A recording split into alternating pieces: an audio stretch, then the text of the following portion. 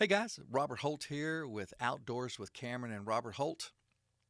And Cameron is, as you can see, is not in the control booth, and Kitty Nations, who is our guest host, is not here either. This is one of our mini podcasts. I am just updating you on what is going on down at the private sanctuary. Some exciting, I'm telling you, I wish I could really make some incredible face, but some exciting, cool things are really taking place down there. And I'm just so grateful and humble that I can bring this to you so that you all are able to also to keep up with what's going on. The camera does not do it justice, but I'm doing the very best I can with the equipment that I have, and I hope that you're getting something out of this, and also enjoying and knowing that here in Arkansas we've got some incredible places where birds can thrive, and the habitat is perfect for them, as well as the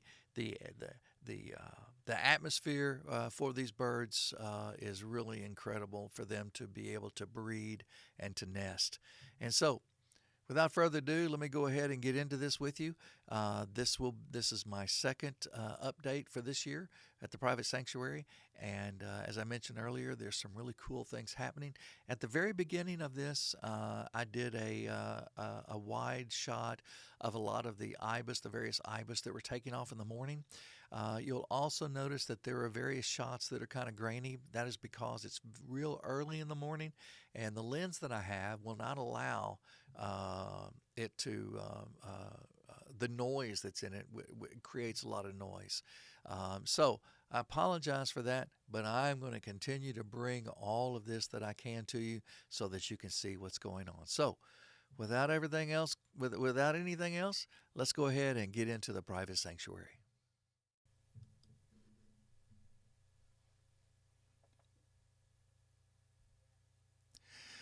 One of the things that I want you to pay attention, which there's so much here to pay attention to, but you will see that, like right now, the white ibis that are taking off out of the bushes or out of the trees are going to the right. Now the white-faced and glossy ibis will be coming from farther back, and they will be going to the left. They will be darker birds. See those darker birds? And they do not pile out in large numbers like the white ibis are doing. And then continue to watch there in the center. You will see the roseate spoonbills that will be flying around. There goes some more of the white-faced ibis or glossy. And then way back there in the back, if you'll notice, they're kind of to the right. More white ibis are taking off and going over to the right, and it's breathtaking. This video I wish would even do it justice. It doesn't even do it justice. But what an incredible place. And all of those are white ibis that are moving out to going to feed.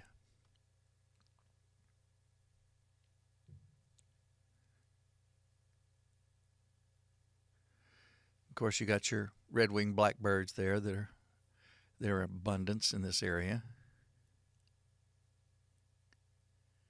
There comes some more white. Oh, there just went a black-crowned night heron that was a little different flying, if you noticed it.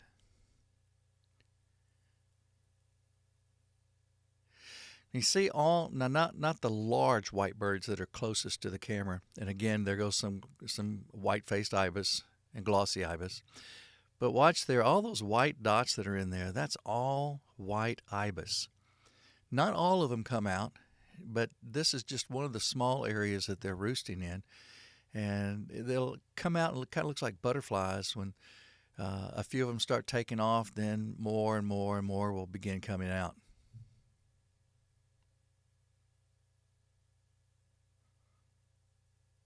Isn't that amazing?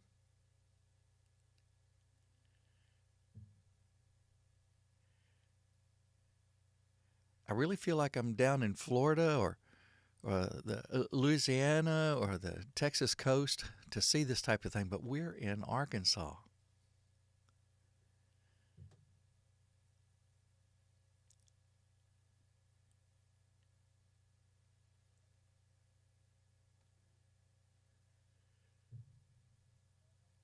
That's just That's incredible. And again, there go more glossy, little small packs of glossy ibis taking off. And there's your head is absolutely on a swivel watching this take place. Now, all of this, I didn't even. This is still all one. Well, just the same morning. I didn't even put the whole video that I took there into these shots. And you see the rosette spoonbills there. And that's where the rosette spoonbills are, right there in that center area. And there's some that are farther back in there that you can't see. I've counted so far around 50 to 55 rosette spoonbills that are there right now.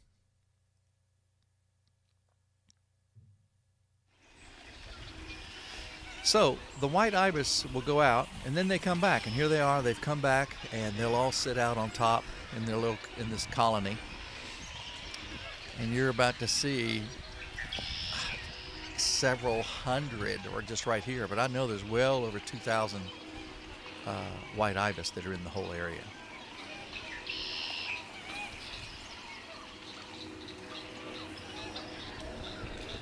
Now also keep in mind, some of the video will be a little grainy because it's real early in the morning, and so there just went a spoonbill flying towards us. But early in the morning, and unfortunately the lens that I have does not do well. There's a couple of anhingas, male anhingas, the black that you see there, and they are looking for mates right now.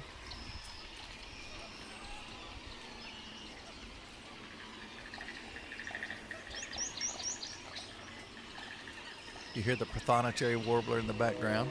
They're there now. No, that's a train whistle. That's not a bird.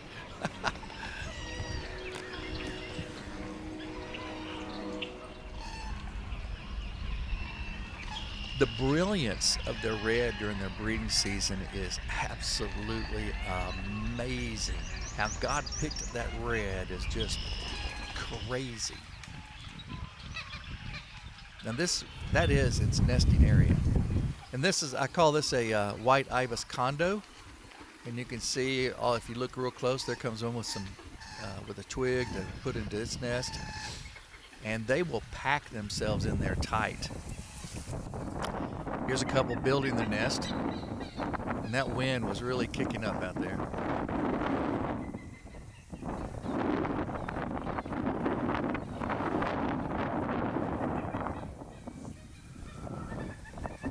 Now, one of the things that I loved to see and to witness are the various species like this, the rosette spoonbill and the white ibis.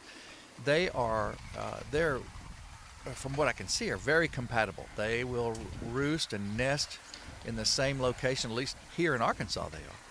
And they're very amenable to each other, very friendly to each other, and there are no problems. But if you were to introduce, or if a couple other like the glossy or white-faced tricolored heron, snowy egret were to come in, then we got a problem. They do not allow those to come in. Also, the great egrets nest right there with the white ibis as well as the rosette spoonbills. Here are several of the spoonbills that are nesting up front. That was a sora that you just heard. Several soras in the area. You can hear the gallinules in the back.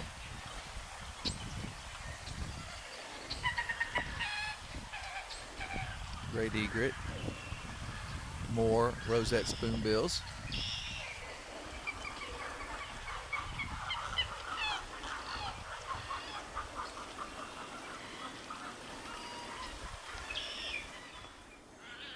Now, this is what I was waiting for in hopes they would be here. Tricolored heron. That sounds like a duck in the background was actually a white-faced ibis.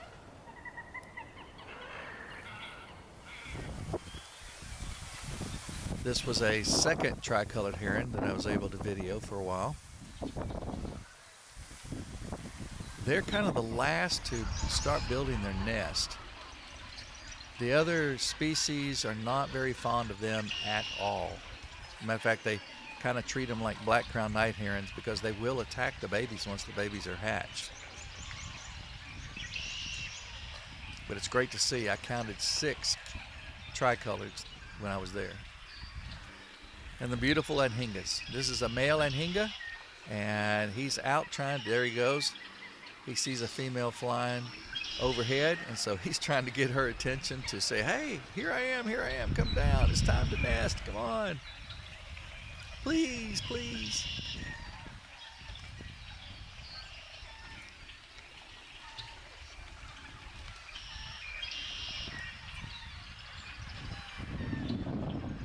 Wait a minute, where are you? Where'd you go?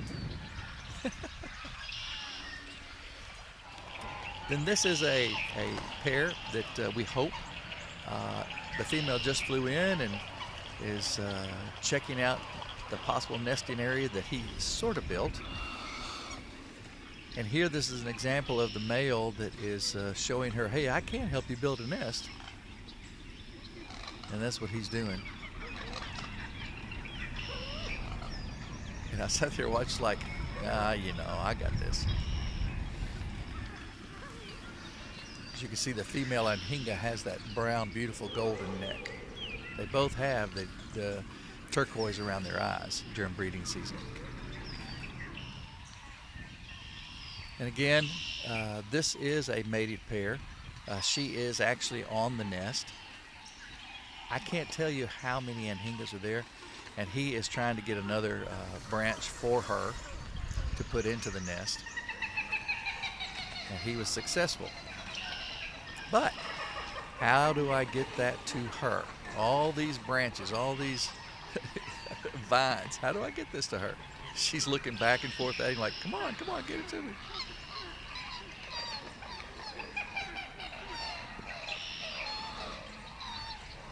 Maybe there's a place I can go through, right?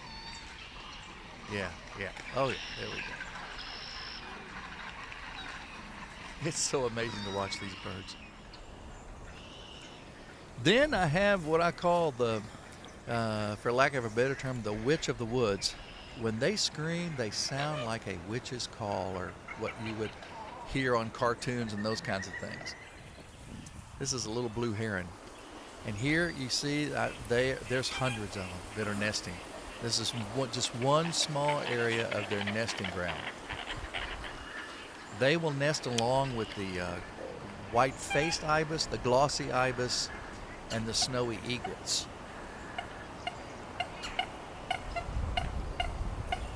One thing I can tell you, these are very, man, that was just another white-faced ibis. These are very territorial. And they're very skittish as well. Getting pictures of them, look, see? One just kind of flew in and it's letting them know, you do not come to this area. And here comes another one. Get out of here. Nope, not here, dude.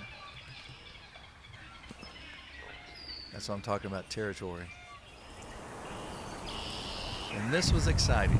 This is a glossy ibis. You can see the blue around its face mask right there.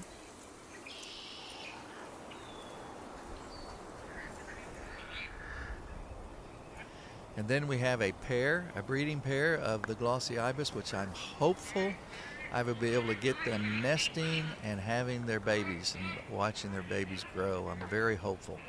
This is the one that I have not been able to get yet.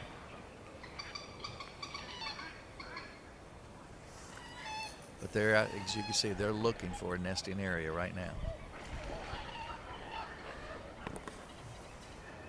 This next one is one that's kind of odd. This is a white-faced ibis to the right, and that is a glossy ibis to the left. And they appear to be a mating pair. My battery went dead right as they mated, and so this is very unusual. But the very next day, I did this in slow motion. They came back the next day to the same area. So that's telling me, or supposedly, that this is a pair. And the area that they're nesting in is right there right there lower behind that grass. And you'll see them fly there. Now he is not attacking her or anything like that. They do some crazy stuff when they're in breeding season. But she's going to fly down, and I'm sorry for the blurriness, but it focused on the grass. And that's the area that I saw them the day before come out of. And you see that little blue chasing the male off, and they fly down.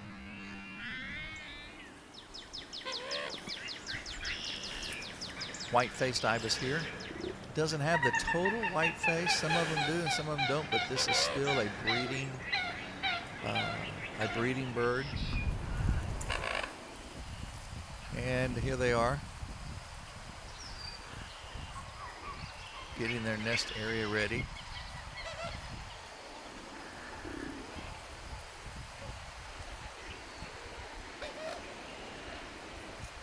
Beautiful birds.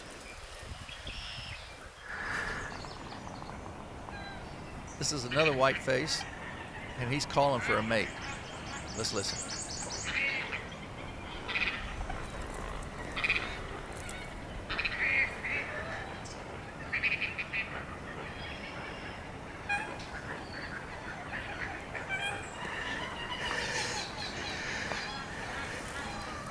You hear all the gallinos in the back.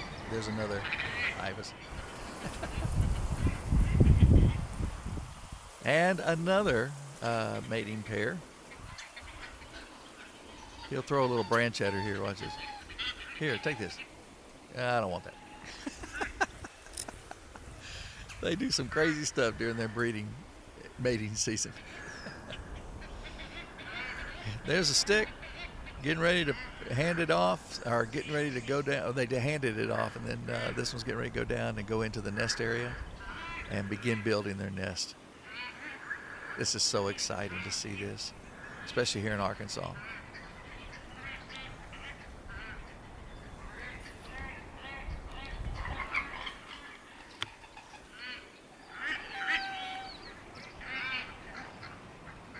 The owners have done such an incredible job in creating this habitat for these birds. And while I'm speaking of that, there comes another one with a stick handed off. But this is a private sanctuary, and the only way you're going to see this sanctuary is through this lens at this time.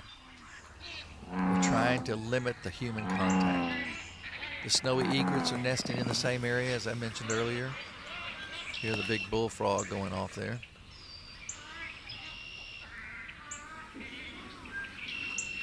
Those are beautiful birds, especially in their plumage. Good gosh, their breeding plumage.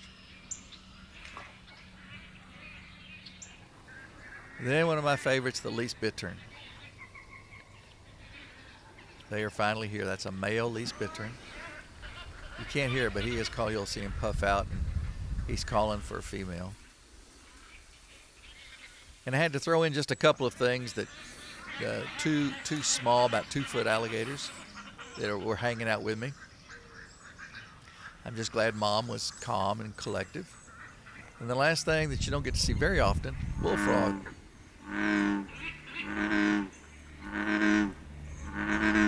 Now I'm sorry that my camera didn't focus quite well. It was focusing on the water, the vibration of the water. What I tell you, was that not super cool? Some of the things that are going on there are beyond all my expectations at this point. And I did not realize all the birds that have come in so early. And it is such a humbling experience to be able to see the magnificent things that are happening there, the ibis that are coming in, all species of ibis that are coming in, the number of rosettes that are coming in, as well as the tricolors that are there, the anhingas, all of it. It's just absolutely amazing. And again, I am so thankful for those that have created this environment there.